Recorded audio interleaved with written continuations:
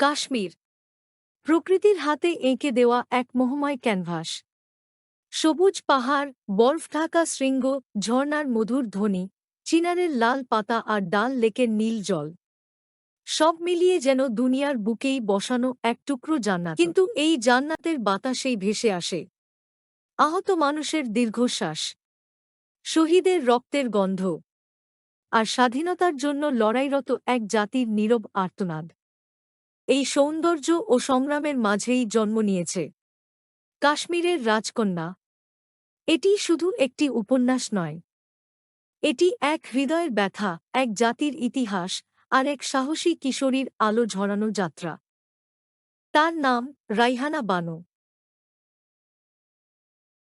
এক কিশোরী যার সিজদার অশ্রু রাতের অন্ধকার ভেদ করে পৌঁছে যায় আসমান পর্যন্ত, যার তিলাওয়াত বরফ ঢাকা শহরেও উষ্ণতা ছড়িয়ে দেয়, আর যার মাতৃভূমির প্রতি অটুট ভালোবাসাই তাকে পরিণত করে সত্যিকার এক রাজকন্যায়, ঈমান, পবিত্রতা ও সাহসিকতার রাজকন্যায়। তার মা হালিমা বেগম, বাবা রফিক আহমদ, বন্ধু আয়েশা, শিক্ষক মাওলানা সাদিক, সবাই মিলেই গড়ে তোলে এক আশা ও সংগ্রামের ইতিহাস। এই উপন্যাসে আপনি হাঁটবেন জাফরান ক্ষেতের সোনালি সুবাসের মাঝে, ডাল লেকের নীরব নৌকায়, সোপোরের ব্যস্ত বাজারে, আর পুলওয়ামার অন্ধকার রাতগুলোতে, যেখানে প্রতিটি কণিকা সাক্ষী এক অবিনাশী জাতির স্বপ্নের।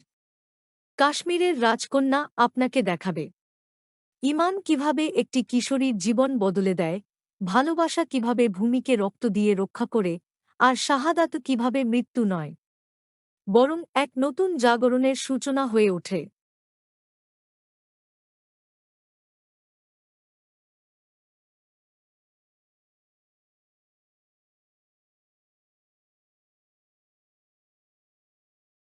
রাইহানা বানো শুধু একটি চরিত্র নয়, সে এক আশার আলো, এক শক্তির উৎস, এক জাতির জাগরণ।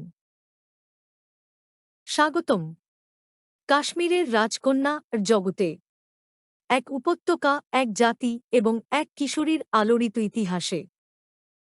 আকিল পাবলিকেশনের সূক্ষ্ম মুদ্রণশৈলী ও নান্দনিক প্রকাশনায় উপন্যাসটি রূপ পেয়েছে অনন্য এক রূপে।